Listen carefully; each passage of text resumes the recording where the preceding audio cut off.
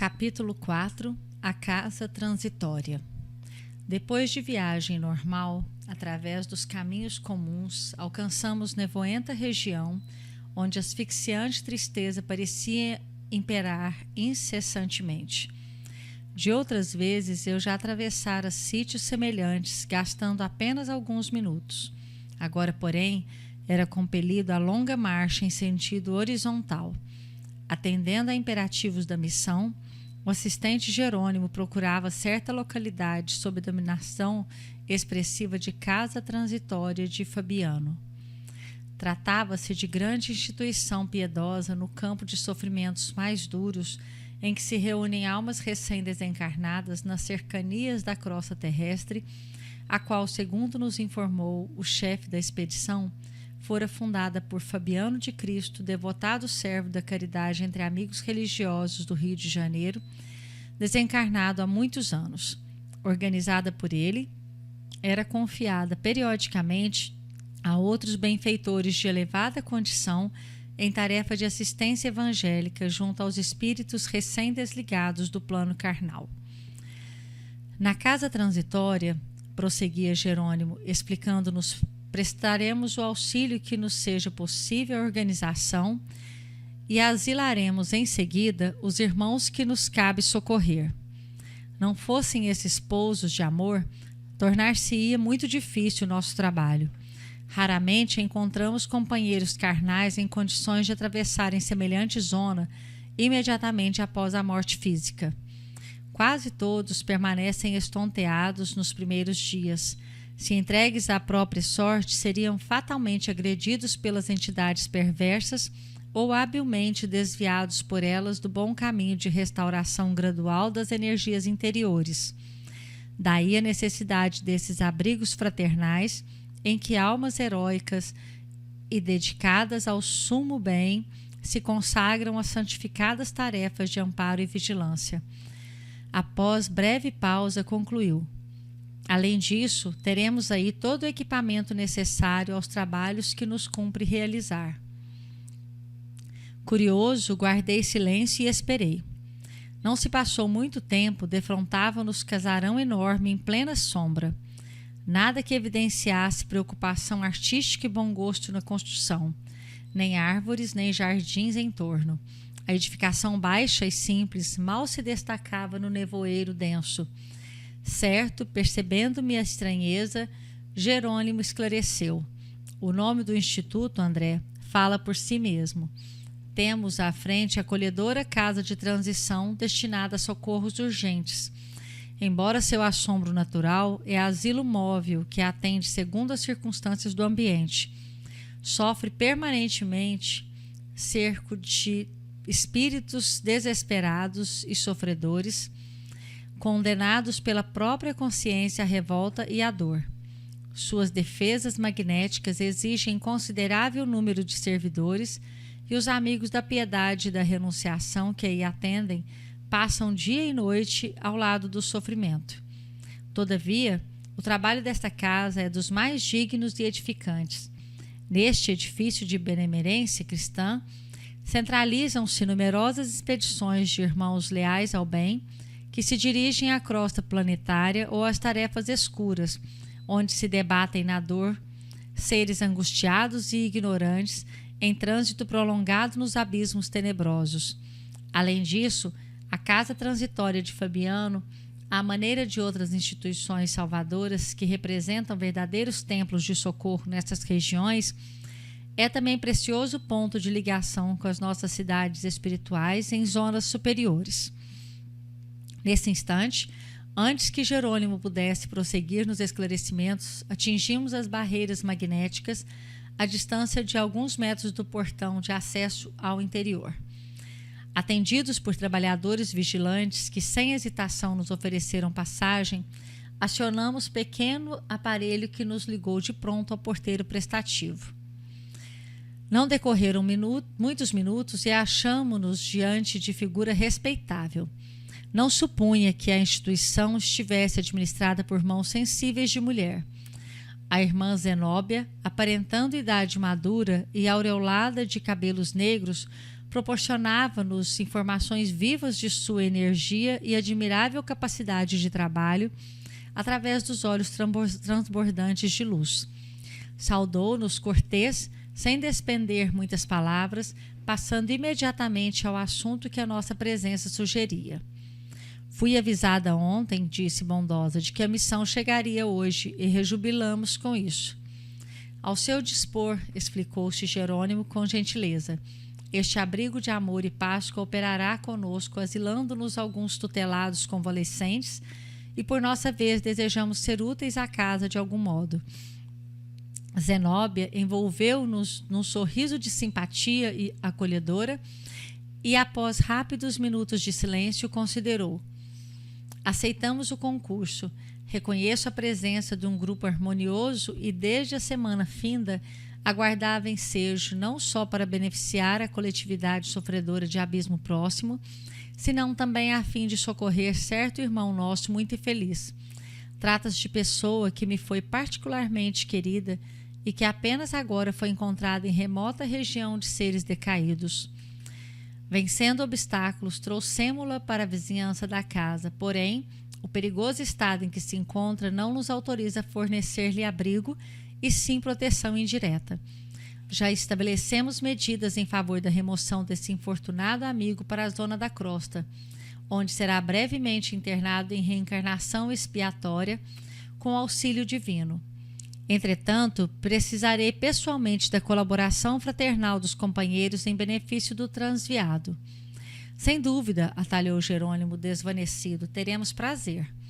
Designando a devotada enfermeira que nos acompanhava, acrescentou: em nossa companhia permanece a irmã Luciana, que nos pode ser extremamente útil nesse caso particular, em virtude das suas adiantadas faculdades de clarividência. A diretora da casa transitória fixou o olhar sereno em nossa colaboradora, sorriu amável e prosseguiu.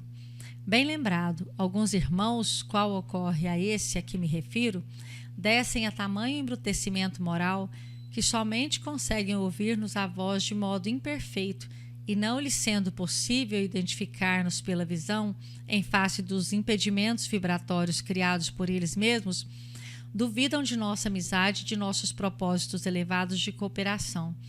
No fato presente, o concurso de Luciana ser-me-á precioso.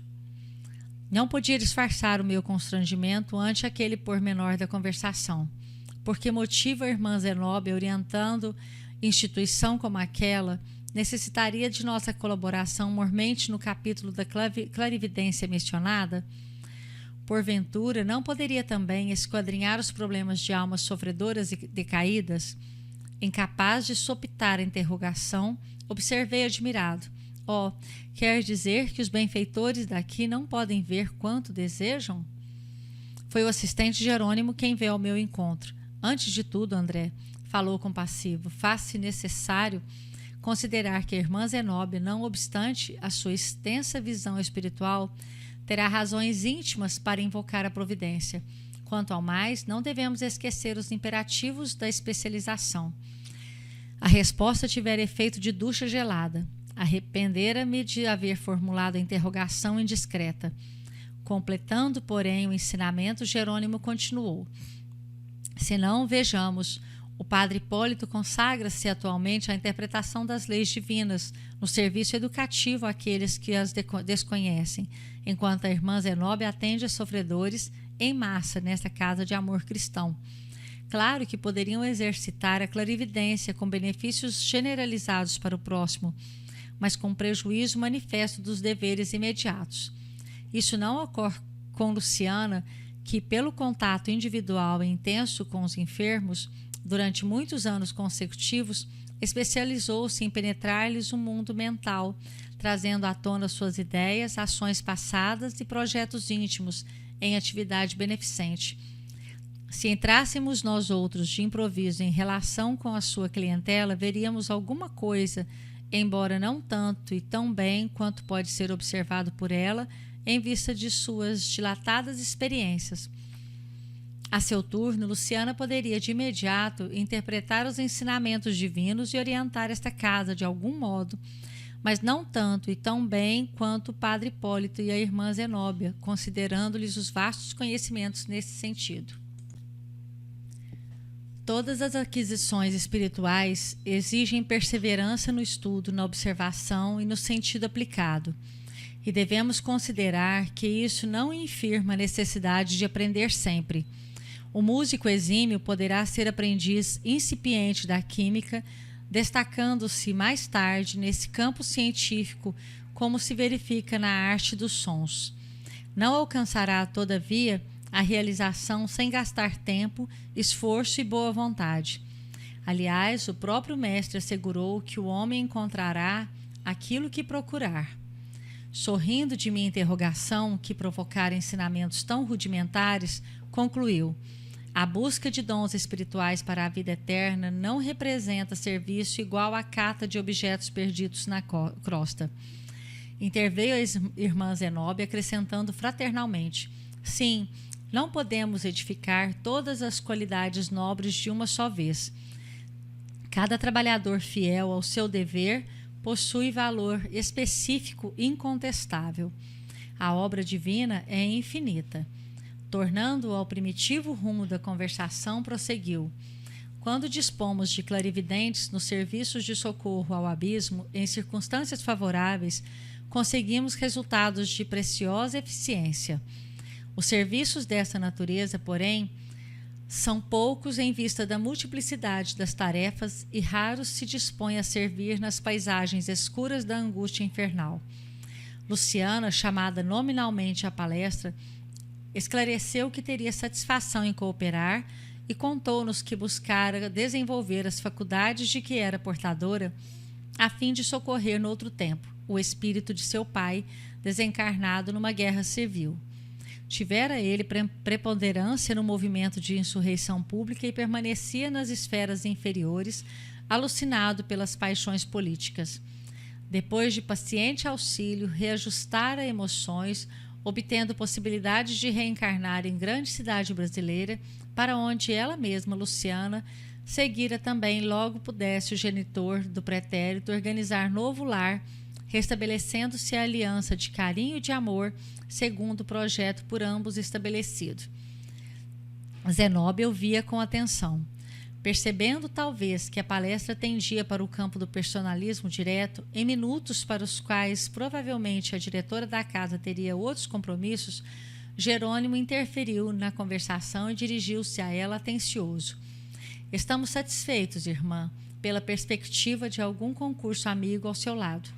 Compreendemos a grandeza de sua missão nobilitante e, se vamos depender tanto de seu generoso amparo nesta casa, constitui-nos obrigação cooperar com a irmã nos trabalhos em que nossa humilde colaboração possa ser útil. Seguiremos amanhã para a zona carnal.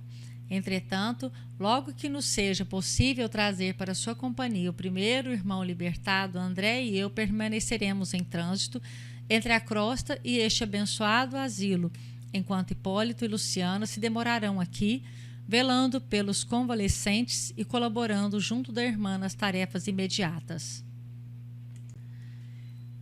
Alegra-me sobremaneira a expectativa, falou a diretora, evidentemente satisfeita. Nesse instante, invisível campainha ressoou estridente com estranha entonação. Não decorreram 5 segundos e alguém penetrou a sala rumorosamente. Era determinado servo da vigilância que anunciou o precipite. Irmã Zenóbia, aproximam-se entidades cruéis. A agulha de aviso indicou direção norte. Devem estar a 3 quilômetros aproximadamente. A orientadora empalideceu ligeiramente, mas não traiu emoção com qualquer gesto que denunciasse fraqueza. Acendam as luzes exteriores, ordenou, todas as luzes, e liguem as forças da defesa elétrica, reforçando a zona de repulsão para o norte. Os invasores desviar-se-ão. Retirou-se apressadamente o emissário, enquanto pesado silêncio abatia-se sobre nós. Luciana fizera-se lívida. Jerônimo e Zenóbia demonstravam através do olhar asfixiante preocupação. Registrar-se-iam fatos que eu ignorava? Será que espíritos reconhecidamente maus também organizavam expedições semelhantes às que realizávamos para o bem? Que espécie de entidades seriam aquelas para infundirem tamanha preocupação nos dirigentes esclarecidos e virtuosos de nossos trabalhos e tão grande terror nos subordinados daquela casa de amor cristão? Impressionara-me a expressão facial de dor e incerteza do servidor que trouxera a notícia. Seriam tantos os malfeitores das sombras para justificar semelhante pavor?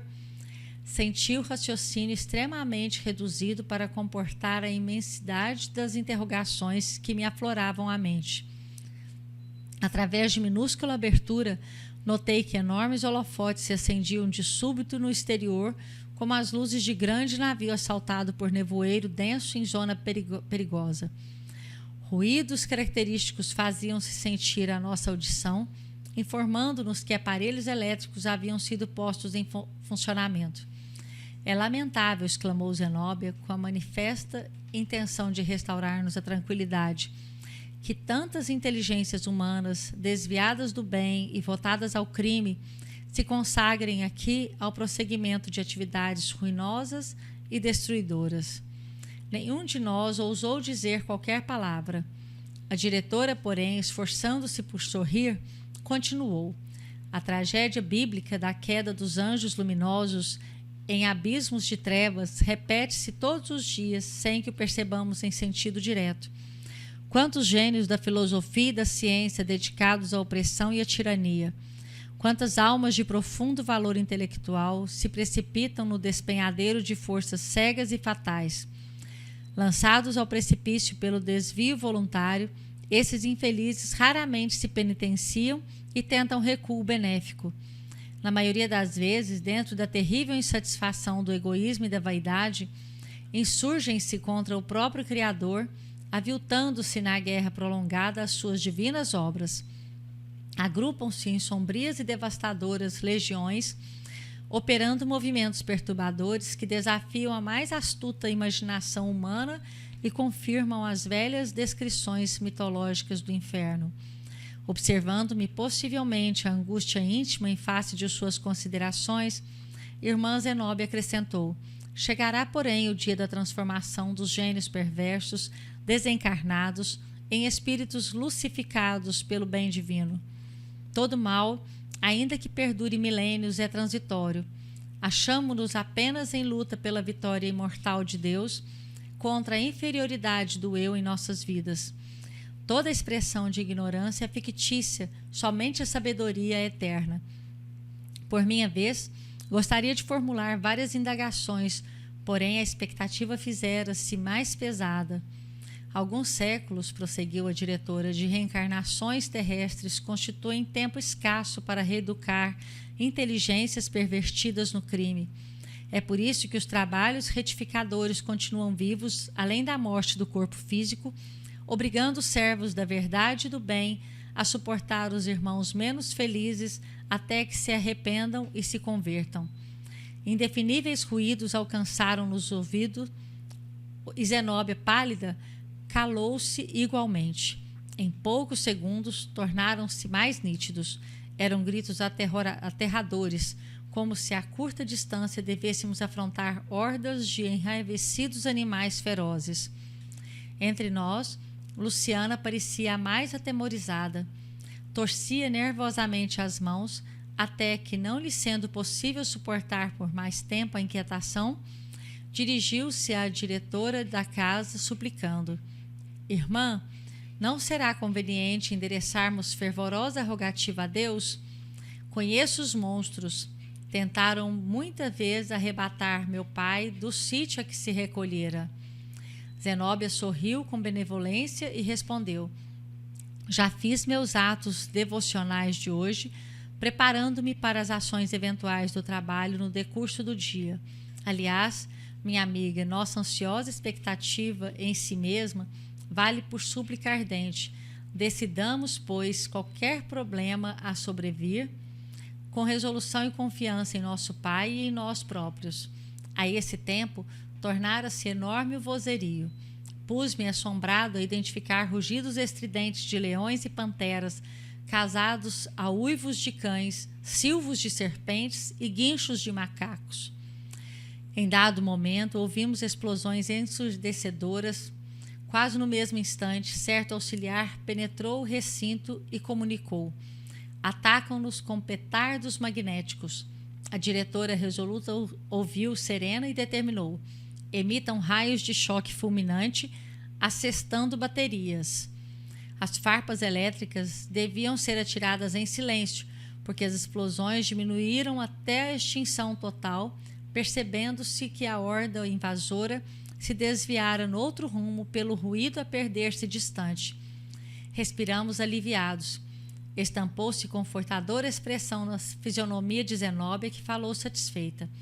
Agora, peçamos ao mestre conceda aos infelizes o caminho adequado às suas necessidades. Escoaram alguns minutos nos quais elevamos pensamentos de gratidão e júbilo ao Cristo Salvador. Tornando a palavra livre, considerei: que impressionantes rugidos ouvimos! Não se figuravam lamentos de corações sofredores, mas algazarra de feras soltas. Terrível novidade! Esses bandos, porém, observou a diretora, sensatamente, são antigos. Entre as narrações evangélicas, ao tempo da passagem de Nosso Senhor pelas estradas humanas, lemos o noticiário alusivo às legiões dos gênios diabólicos. Enquanto concordávamos em silêncio, prosseguiu compungida: enraizam-se os pobrezinhos tão intensamente nas ideias e propósitos do mal e criam tantas máscaras animalescas para si mesmos em virtude da revolta e da desesperação a lhes consumirem a alma, que adquirem de fato a semelhança de horrendos monstros entre a humanidade e a irracionalidade. Antes que pudesse continuar nas observações tristes, penetrou um assessor no salão e dirigiu-se à orientadora do Instituto. Irmã Zenóbia, ambos os desequilibrados que deram entrada anteontem romperam as celas e tentam fugir. A orientadora talhou a notificação expedindo ordem: prendam-nos imediatamente com a colaboração dos vigilantes. Temos responsabilidade. A expedição que nos confiou regressará amanhã, nas primeiras horas. Encontrava-se o cooperador junto à porta de saída quando o outro auxiliar apareceu atento. Irmã, disse respeitoso, as notas da crosta chegaram agora. O chefe da missão Figueira, em atividade desde a semana finda, pede sejam preparadas acomodações para 3 recém-desencarnados depois de amanhã. Tomarei providências, informou a diretora sem se alterar. Íamos reiniciar a palestra, mas aproximou-se uma jovem serviçal, fazendo também sua participação. Irmã Zenóbia, a turma de vigilância que descansou há 3 dias voltou a postos. Mande-a retomar os lugares, recomendou ela, e que os irmãos exaustos repousem convenientemente. Afastou-se a ativa emissária e, quando eu pretendia, por minha vez, comentar a movimentação de trabalho da casa, outro colaborador assomou à porta e avisou: Irmã, a expedição Fabrino pede auxílio da crosta para os serviços das reencarnações expiatórias de que se encontra encarregada. A mensagem assinala serviço urgente para a noite próxima. Que devo responder? A orientadora refletiu um pouco e ordenou: transmito o comunicado aos irmãos Gotuso e Hermes. Estarão talvez disponíveis. Mais tarde, expediremos resposta. Pretendíamos retomar a instrutiva conversação, mas em se fazendo novo silêncio, outro ajudante de fisionomia visivelmente alterada surgiu à porta para informar: Irmã Zenóbia, a nota do dia, vinda do plano superior, manda comunicar-lhe que os desintegradores elétricos passarão por aqui amanhã. Oh, o fogo? Replicou a diretora, patenteando agora inexcedível emoção. Bem, o suspeitei. Ponderou, acrescentando: o nosso ambiente está conturbado. A passagem dos monstros é sinal de que a limpeza será urgente. E fixando os olhos penetrantes no colaborador, prosseguiu: solicitemos a cooperação das congêneres mais próximas.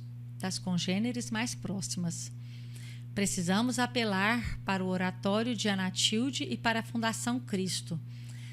Tente a ligação. irei eu mesma fazer o pedido. Afastando-se o assessor, Zenóbia voltou-se para nós cheia de bondade. Segundo observam meus amigos, dessa vez devo levantar-me e agir. Quando o fogo etérico vem queimar os resíduos da região, somos obrigados a transportar-nos com a instituição a caminho de outra zona. Necessito movimentar providências relativas à nova localização e rogar o socorro de outras casas especializadas. Dirigindo-se particularmente a Jerônimo, acentuou: meu irmão, já que o inesperado me surpreende, estimaria visitar o abismo ainda hoje em companhia dos amigos. Além do serviço à coletividade sofredora, conforme notifiquei a princípio, interesso-me por irmão nosso em doloroso estado de cegueira espiritual, a favor de quem estou autorizada a fazer serviços intercessórios. De perfeito acordo, respondeu nosso chefe atenciosamente.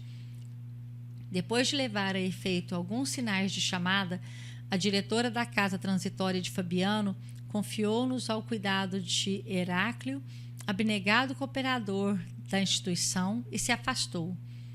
Fomos então convidados pelo novo amigo a visitar o interior e em breve apresentávamos-nos extensos dormitórios e estreitos cubículos em que se localizavam doentes e necessitados de vários matizes.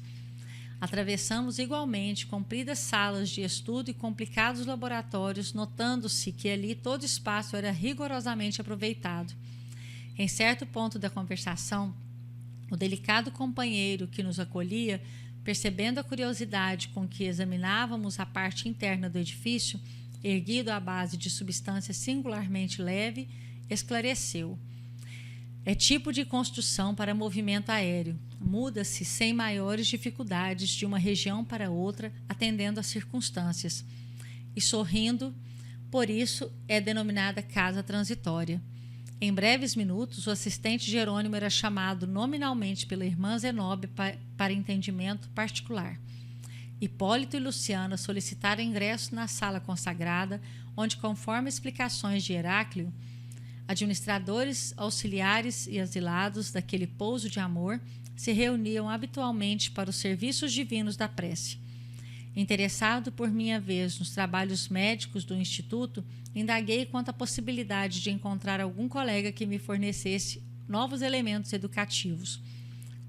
Expondo ao prestativo assessor meus desejos, respondeu-me sem hesitar: já sei o que pretende. No momento, temos em casa o irmão Gotuso, cujas informações talvez lhe satisfaçam a curiosidade.